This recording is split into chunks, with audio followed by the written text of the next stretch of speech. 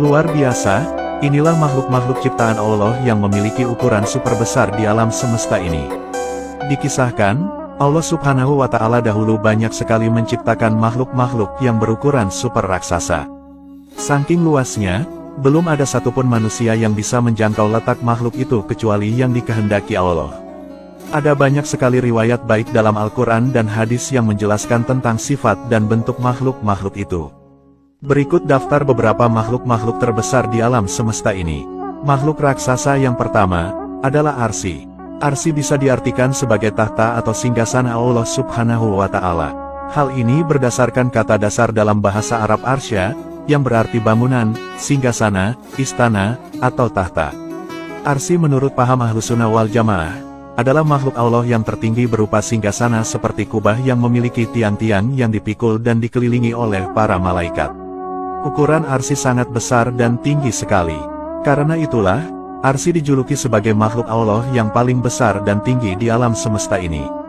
Bisa dibilang juga, Arsy adalah atapnya seluruh makhluk-makhluk di alam semesta ini. Allah Subhanahu wa Ta'ala berfirman dalam Al-Quran, "Dan malaikat-malaikat berada di penjuru-penjuru langit. Dan pada hari itu 8 orang malaikat menjunjung Arsy Rabb-Mu di atas kepala mereka." Quran Surat Al-Haqqah ayat 17. Dalam tafsir Adur Al-Mansur fi Tafsir Bil Maksur dijelaskan, bahwa Allah menciptakan Arsy dan kursi dari cahayanya. Arsy itu melekat pada kursi. Para malaikat berada di tengah-tengah kursi. Di sekeliling Arsy itu terdapat 4 sungai, yaitu sungai yang berisikan cahaya berkilauan, sungai yang berisikan api menyala kemerahan, sungai yang berisikan salju putih berkilauan, dan sungai yang berisikan air. Di setiap sungai tersebut para malaikat berdiri sambil membaca tasbih. Arsy itu terbuat dari batu permata yakut merah. Satu malaikat di antara malaikat memandang Arsy dan keagungannya. Rasulullah bersabda, Allah menciptakan Arsy dari permata zamrud hijau dan diciptakan baginya tiang penopang dari batu permata yakut merah. Di Arsy terdapat 1000 bahasa, lisan. Di bumi diciptakan 1000 umat. Setiap umat bertasbih kepada Allah dengan bahasa Arsy. Makhluk raksasa yang kedua adalah Al-Kursi. Al-Kursi adalah makhluk besar yang letaknya berada di atas langit ketujuh, di atas kursi terdapat lautan air dan di atas air ada Arsy. Al-Kursi memiliki ukuran yang sangat luas dan besar sekali. Tapi bila dibandingkan dengan Arsy, maka ukuran Arsy jelas lebih besar daripada Al-Kursi. Namun bila dibandingkan dengan langit dan bumi, 7 lapis langit dan 7 lapis bumi itu sangat kecil bila dibandingkan dengan Al-Kursi, ibarat seperti cincin yang dilemparkan di padang pasir. Dalam sebuah hadis dijelaskan, kursi Allah itu tempat berpijaknya 2 telapak kakinya. Adapun, Arsy Allah hanya diketahui ukuran besarnya oleh Allah sendiri. Hadis riwayat Al-Hakim. Namun, kita tidak bisa menyamakan berpijaknya Allah dengan berpijaknya kaki manusia. Hal ini karena Allah itu memiliki sifat berbeda dari makhluknya. Jadi, yang mengetahui bentuk dan fungsi pasti tentang Al-Kursi hanyalah Allah Subhanahu wa Ta'ala. Makhluk raksasa yang selanjutnya adalah Sidratul Muntaha. Sidratul Muntaha secara harfiah bisa diartikan sebagai pohon bidara. Makhluk ini digambarkan berukuran besar seperti pohon yang menjadi ujungnya alam semesta.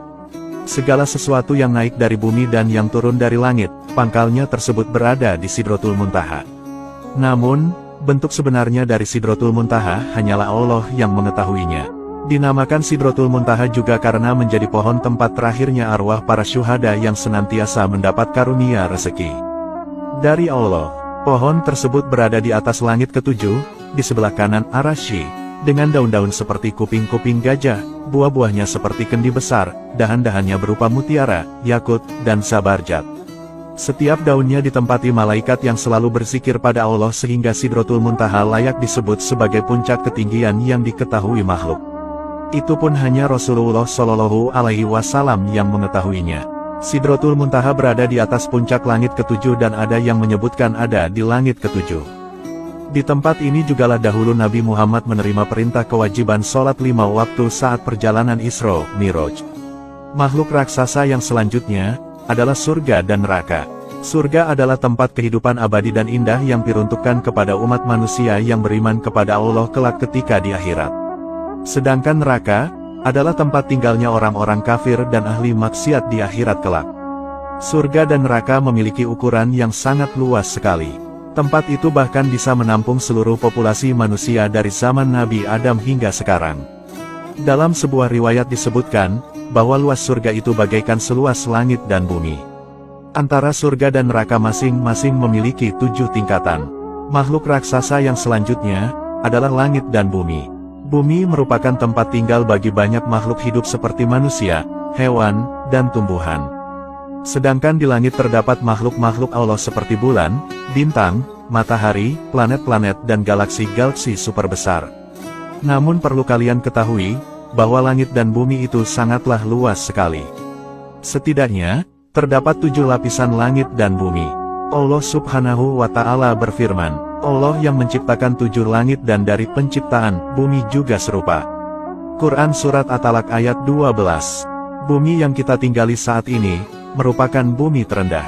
Di atas sana masih ada bumi-bumi dan langit-langit lain yang belum diketahui manusia, kecuali orang-orang yang dikehendaki oleh Allah Subhanahu wa Ta'ala.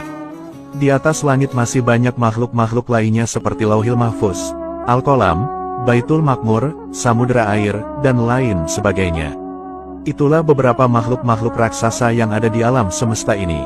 Menurut kalian, apakah masih ada makhluk-makhluk besar lainnya? Silahkan masukkan komentar kalian di kolom komentar ya.